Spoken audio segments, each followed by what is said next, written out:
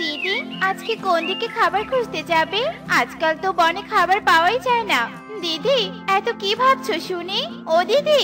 হ্যাঁ হ্যাঁ হ্যাঁ টুনি, বল কি বলছিলি? দিদি তুমি এত কি ভাবছিলে শুনি?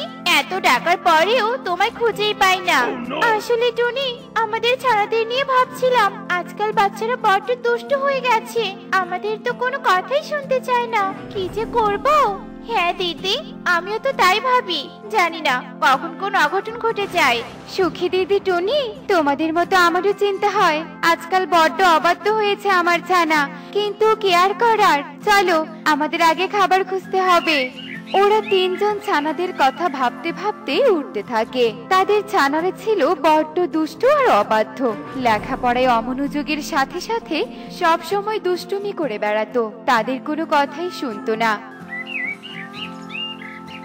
হ্যাঁ রে টুনটুন, তোর আসতে এত দেরি হয়ে গেল কেন শুনি? তোর জন্য রোজ রোজ আমাদের যেতে দেরি হয়ে যায়। কি করবো বারকুহু, মাত্র আমাকে কড়া নির্দেশ দিয়েছে আমি যেন আজ কিছুতেই বাহিরে না যাই। মা আমাকে দরজা আটকিয়ে বাহিরে গেছে, আমি জানালা দিয়ে বাইরে এলাম। সত্যি? এই বাবা মা গুলো বড্ড শাসন করে আমাদের। আমরা কি এখনো ছোট আছি নাকি যে আমাদের বিপদ হবে? উফ, তোরা তোদের গল্প থামাবি। আজ কোথায় ঘুরতে যাবি বলতো শুনি? কোথায় ঘুরতে যাব? তা তো আমি আগে থেকেই ভেবে রেখেছি। শোনো সবাই, আজকে আমরা ওই নীল পাহাড়ে যাব। শুনেছি সেখানে অনেক সুন্দর সুন্দর ফুল আছে। যাবি তোরা? হ্যাঁ হ্যাঁ যাবো যাবো, চল তোরা। আজকে আমাদের মিশন নীল পাহাড়। তবে তাড়াতাড়ি ফিরবি কিন্তু। আমার মা আমার নানা বাড়িতে গেছে, মাত্র রাখি আসতে হবে। মৌটুসের কথায় ছানারা দূর পাহাড়ের দিকে উঠতে থাকে। আর বেশ কিছুক্ষণ পর তারা তাদের গন্তব্যের দিকে পৌঁছে যায়। ওয়াও, কি সুন্দর পাহাড়! আরে আরে, ওখানে শুধু একটা গোলাপ কেন?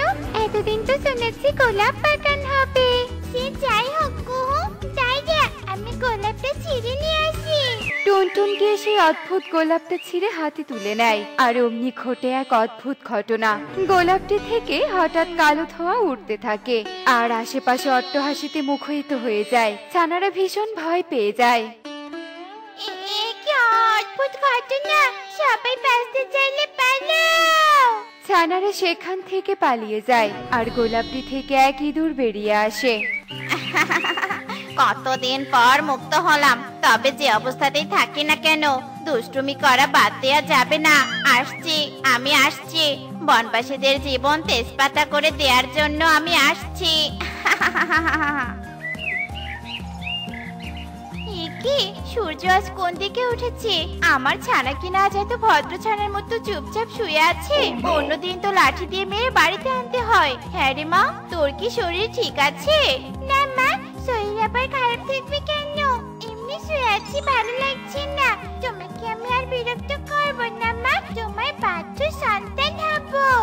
বাহ, আমার মেয়েটা কত বুঝদার হয়ে গেছে। তুই আমার কথা মতো ভালো পথে চললে তো আমার শান্তি রে মা।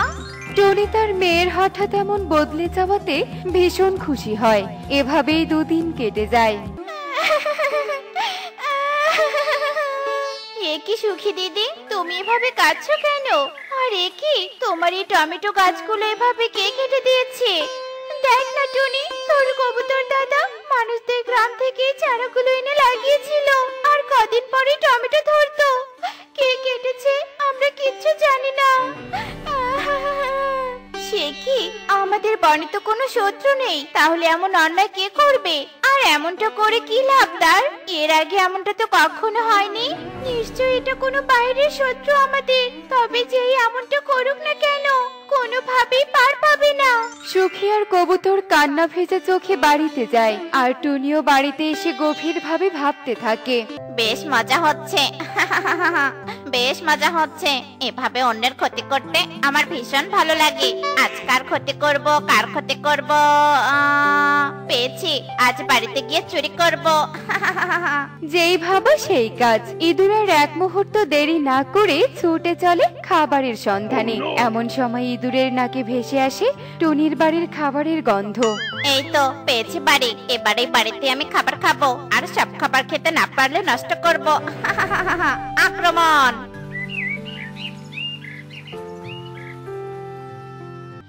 কি কে কে তুমি? তুমি তো এই বনের ইঁদুর নাও, আমার খাবার কেন নষ্ট করছো তুমি? এই থামো থামো বলছি। ও তাহলে দেখে ফেলেছিস আমায়? তাহলে শোন, এখন থেকে তোদের সারাক্ষণ ক্ষতি করব আমি, তোদের হাড়গোড় আমি জ্বালিয়ে খাবো। পারলে ধর আমাকে। ইঁদুর ছুটে পালিয়ে যায় আর টুনিও ইঁদুরের পিছু নেয়, কিন্তু টুনি কিছুতেই ধরতে পারে না। এরপর থেকে শুরু হয় ইঁদুরের প্রকাশেই সবার ক্ষতি করা। ইঁদুর কখনো কারো খাবার চুরি করত, কখনো বা কারো ফসল চুরি করত, আবার কখনো ছানাদের বই খাতা কেটে দিয়ে যেত। জানি না বাবা, এই ইঁদুরের সাথে আমাদের কোনো শত্রুতা ছিল কিনা, আমাদের এমন ক্ষতি করে বেড়াচ্ছে কেন সে? তুমি ঠিক বলেছো দিদি, কাল তো আমার টুনটুনের সব বই খাতা কেটে দিয়েছে, আবার কাকুলি দিদির ঘরে চাল ফুটো করে দিয়েছে। সত্যি এমন অত্যাচার আর মানতে পারছি না। পাখিরা এভাবেই ইঁদুরের অত্যাচার অতিষ্ঠ হয়ে যাচ্ছিল। অবশেষে পাখিরা ঠিক করে যে তারা এই বন থেকে চলে যাবে, কিন্তু জন্মভূমির ভালোবাসায় কেউ আর সাহস করতে পারে না। আমি আর পারি না বাপু, জানি না কবে এই জীবন থেকে মুক্তি মিলবে আমাদের। ইচ্ছে করছি সবকিছু ছেড়ে ছুড়ে চলে যাই। ধুর ধুর। এই যে পাখি, যাচ্ছ কোথায়? শুনে যাও এদিকে। এই পাখি, শুনে যাও, শুনে যাও। মরণ গোলাপ, দেখছই তো চিন্তায় আছি, আর তার উপর কিনা ডাকাডাকি করছো। সমস্যা তো বলে যাও। আমি হলাম গোলাপ রানী, তোমাদের সব সমস্যার সমাধান করে দেব। সত্যি তুমি পারবে ইঁদুরের হাত থেকে আমাদের বাঁচাতে? ইঁদুর? কোন ইঁদুর? আমাকে খুলে বলো। এরপর টুনি গোলাপ রানীকে সবটা খুলে বলে। আরে এটা সেই ইঁদুর না তো? কোন ইঁদুর গোলাপ রানী? আপনি কার কথা বলছেন? দাঁড়াও, আমি আগে আমার জাদুর আয়নায় দেখি ওই ইঁদুর ঠিকভাবে বন্দি আছে কিনা।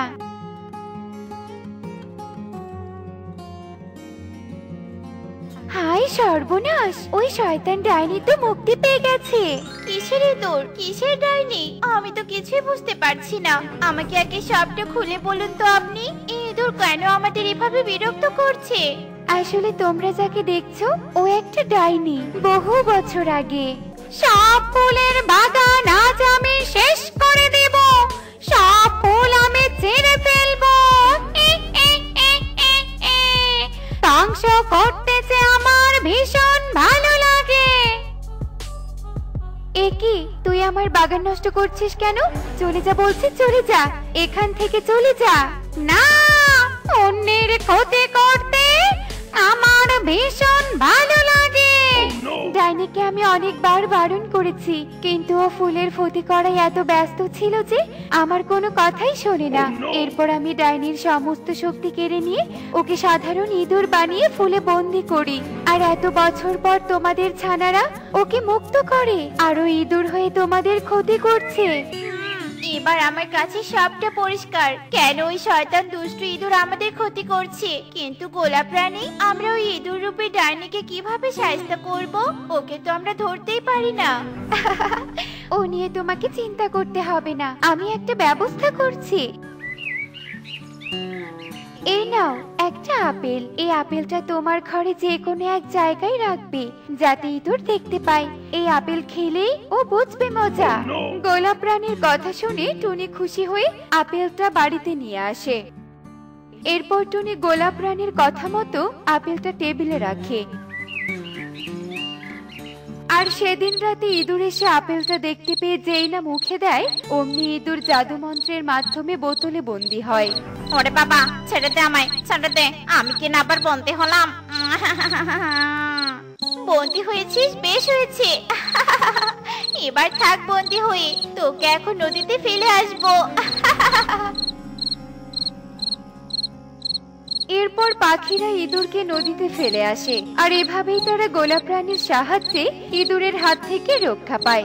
আর ছানারাও তাদের বাবা মায়ের কাছে ক্ষমা চেয়ে বাধ্য সন্তান হয়ে ওঠে। আবারও বৃষ্টি শুরু হয়ে গেল। যা বৃষ্টি হচ্ছে দেখে তো মনে হচ্ছে বনের মাঠঘাট সব ডুবে যাবে।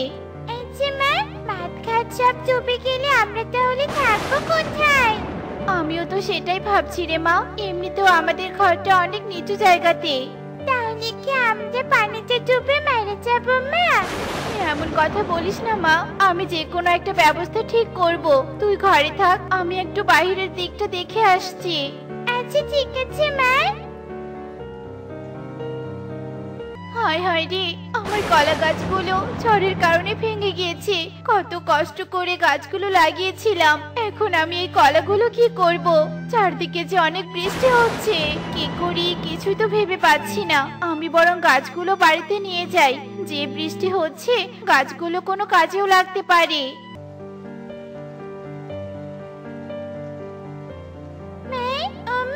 এই বৃষ্টিতে এতগুলো কলা গাছ কোথায় পেলে? আর এগুলো দিয়ে কি করবে গো? মারে, এত ঝড় বৃষ্টির কারণে বাড়ির পেছনের কলা গাছগুলো ভেঙে গিয়েছে, তাই বাড়িতে নিয়ে এলাম। দেখি যদি কোনো কাজে লাগে। কলা গাছে আবার কি কাজে লাগবে মা? মারে, তুই এখনো অনেক ছোট, তাই এসব বুঝবি না। চল ঘরে চল। এরপর টনি তার মেয়েকে নিয়ে ঘরে চলে যায় আর রাতের খাবার খেয়ে শুয়ে পড়ে। আর যেই না সকাল হয়, এদিকে বৃষ্টিও থেমে যায়। আর এভাবেই রাত কেটে সকাল হয়ে যায়।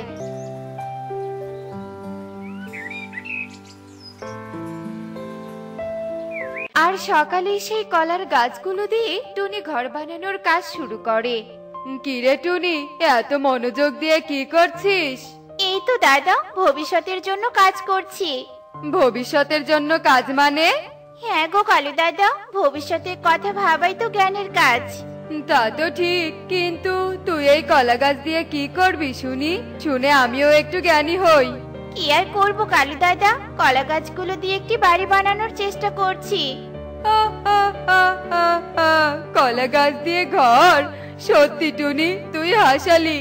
কালু হাসতে হাসতে সেখান থেকে চলে যায়। আর টুনি ওদিকে কোনো কান না দিয়ে তার কাজ করতে থাকে। এভাবেই দুদিন কেটে যায়।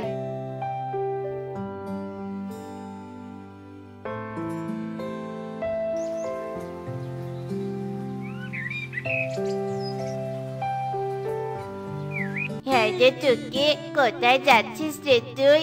শুনলাম তোর মা নাকি কলা গাছের বাড়ি বানাচ্ছে, তোরা নাকি সেই বাড়িতে থাকবি। সত্যি তোর মা পারেও বটে রে। দেখো না, তুই আমার মায়ের নামে কিচ্ছু বলবি না। আমি আবার কি করলাম? মানে সবাই তো হাসাহাসি করছে, তাছাড়াও এমন কাজ করলে তো সবাই হাসবেই। থাক তুই, আমি যাই। এরপর কনক সেখান থেকে চলে যায় আর টুনিও বাড়িতে ফিরে আসে আর মন খারাপ করে তার মার কাছে যায়। আর তার মা সেই কলা গাছের ঘরটা বানাচ্ছিল। কি রে মা টুকি, মন খারাপ করে আছিস কেন? কি হয়েছে তোর? থাকবো না তো, মন খারাপ করে থাকবো না তো কি করবো? আমি এই বাড়িতে থাকবো না, মানে সবাই তোমাকে নিয়ে হাসাহাসি করছে, সেটা আমার একদমই ভালো লাগছে না। কেন? বনের সবাই আমাকে নিয়ে হাসাহাসি করছে কেন? তুমি নাকি কলা গাছে বাড়ি বানিয়ে থাকবে, তাই বনের সবাই হাসাহাসি করছে। মারি, তুই অনেক ছোট, তাই সেই সব বুঝবি না। আয় মা, ঘরে আয়, আর ওইসব কথায় একদম মন খারাপ করিস না। টুকি রেগে মেগে ঘরে যায় আর টুনি তার বাড়ির কাজ করতে থাকে। সাথে সাথে বৃষ্টি শুরু হয়ে যায় আর টুনির বাড়ি বানানোর কাজও শেষ হয়ে যায়। এভাবেই বেশ কয়েকদিন কেটে যায়। পুরো বন পানিতে তলিয়ে যায়। এখন কি করব? পুরো বন যে পানিতে ডুবে গিয়েছে। চিন্তা করিস না রে মা, আমাদের কলা গাছের বাড়ি আছে না, আমরা ওখানেই থাকবো। টুনি তার মেয়ে টুকিকে নিয়ে তাদের কলা গাছের বাড়িতে যায় আর অন্যদিকে বনের সবাই পানিতে ডুবে যেতে থাকে। কেউ কি আছো? বাঁচাও, আমাদের বাঁচাও, আমরা যে পানিতে ডুবে যাচ্ছি, কেউ সাহায্য করো। মা, ও মা, ধরো আমাকে, ধরো, আমি যে ডুবে যাচ্ছি। এভাবে সুখী আর তার মেয়ে পানিতে ডুবতে থাকে। আর অন্যদিকে সুখী দিদি, এসো, আমার বাড়িতে উঠে এসো তোমরা। হ্যাঁ রে টুনি, এত সুন্দর কলা গাছের বাড়ি তোর। সত্যি রে টুনি, তোর মাথায় অনেক বুদ্ধি। কি সুন্দর একটা বাড়ি বানিয়েছিস তুই। সুখী দিদি, চলো, বনে সবাইকে সাহায্য করতে হবে। এরপর টুনি তার বাড়িটা নিয়ে বনের সব পাখিদের সাহায্য করে আর কালুও তার মেয়ে বউকে টুনি সাহায্য করে। আর বনের সবাই টুনির ওপর অনেক খুশি হয়। সত্যি রে টুনি, তোর এই সাহায্য আমরা কখনো ভুলবো না। হ্যাঁ রে টুনি, আমরা তোকে নিয়ে কত হাসাহাসি করেছি, আর তুই কিনা আমাদের সাহায্য করলি। সত্যি রে টুনি, তুই অনেক ভালো। না গো কালু দাদা, এভাবে বলো না। কেউ বিপদে পড়লে আমাদের সাহায্য করা উচিত তাদের। এভাবেই বনের সবাই টুনির বাড়িতে থাকতে শুরু করে আর বেশ কিছুদিন কেটে যায়।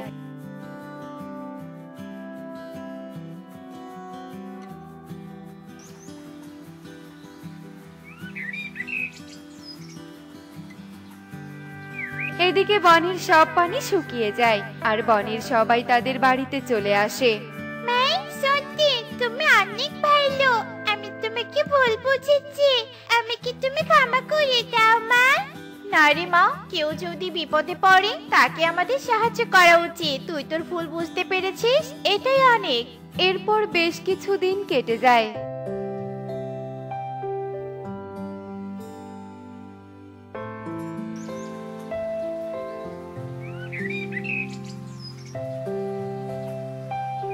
আর টুনি বনে খাবার খুঁজতে যায় আর হঠাৎ একটা আহত ডাইনিকে দেখতে পায়। কেউ আছো? বাঁচাও, আমাকে কেউ সাহায্য করো, বাঁচাও, কেউ আছো? বাঁচাও, আমাকে বাঁচাও। আরে আরে, ওদিকে ওটা কিসের আওয়াজ শুনতে পাচ্ছি? মনে হচ্ছে কেউ বিপদে পড়েছে। যাই তো, গিয়ে দেখি তো। এরপর টুনি সেই আওয়াজের কাছে যায় আর দেখে একটা ডাইনি। টুনি ডাইনিকে দেখে ভীষণ ভয় পেয়ে যায়। ডাইনি, তুমি আমাকে কিছু করো না, আমাকে খেয়ে ফেলো না। আমার বাড়িতে ছোট একটা মেয়ে আছে, আমাকে কিছু করো না। আরে আরে, তুই আমাকে দেখে ভয় পাচ্ছিস কেন? আমি তোর কোনো ক্ষতি করব না। আমি খুব বিপদে পড়েছি, আমাকে একটু সাহায্য কর। কি হয়েছে তোমার? বলো দেখি, আমি তোমাকে সাহায্য করতে পারি কিনা। শোন তবে, আমি কারো ক্ষতি করি না। আমি দূর বনের একটা গাছে থাকি, কিন্তু আজকে এ বনে প্রথম আসলাম। উড়তে উড়তে আসার সময় হঠাৎ করে নিচে নামতে গিয়ে পড়ে গিয়ে পায়ে চোট পেয়েছি আর আমি হাঁটতে পারছি না। তুই আমাকে একটু সাহায্য কর। ও আচ্ছা, এই ব্যাপার। তুমি একদম চিন্তা করো না ডাইনি, আমি তোমাকে সুস্থ করে দিচ্ছি। এরপর টনি বনের ভেতর থেকে ঔষধি পাতা নিয়ে এসে ডাইনির পায়ে লাগিয়ে দেয় আর ডাইনি কিছুক্ষণ পর সুস্থ হয়ে যায়। সত্যি রে টুনি পাখি, তুই অনেক ভালো। তুই আমাকে সাহায্য করেছিস, তাই আমি তোকে উপহার দিতে চাই। সাহায্য করে সাহায্যের প্রতিদান নিলে সাহায্য করে লাভ কি বলো? আমি তোমার কাছ থেকে কিছুই নিতে পারবো না ডাইনি। না টনি, আমি তোর কোনো কথাই শুনবো না। তুই আমার অনেক বড় উপকার করেছিস, তার প্রতিদান তো তোকে নিতেই হবে। এই নে, এই হাড়িটা দিয়ে তুই যত খাবার চাইবি তত খাবার পাবি। তুই একজন সাহায্যকারী পাখি, তাই তুই সবাইকে খাবার দিয়ে সাহায্য করতে পারবি। ধন্যবাদ ডাইনি, আমাকে এত সুন্দর একটা উপহার দেওয়ার জন্য। এরপর ডাইনি সেখান থেকে চলে যায় আর টুনি বনে ফিরে আসে আর বনের সবাইকে সাহায্য করতে থাকে। এভাবেই টুনি ও তার মেয়ে বনের সবাইকে সাহায্য করে সুখে শান্তিতে জীবন কাটাতে থাকে। দেখলে তো বন্ধুরা, বিপদে পড়লে পাশে দাঁড়ানোই মানবতার পরিচয়। ছোট সাহায্য কারো বড় উপকার হতে পারে। এমনই সব মজার মজার শিক্ষণীয় টুনি পাখির গল্প দেখতে আমাদের সাথেই থেকো। আর গল্পটি কেমন হয়েছে তা কমেন্টে জানাতে ভুলো না কিন্তু। Bye bye.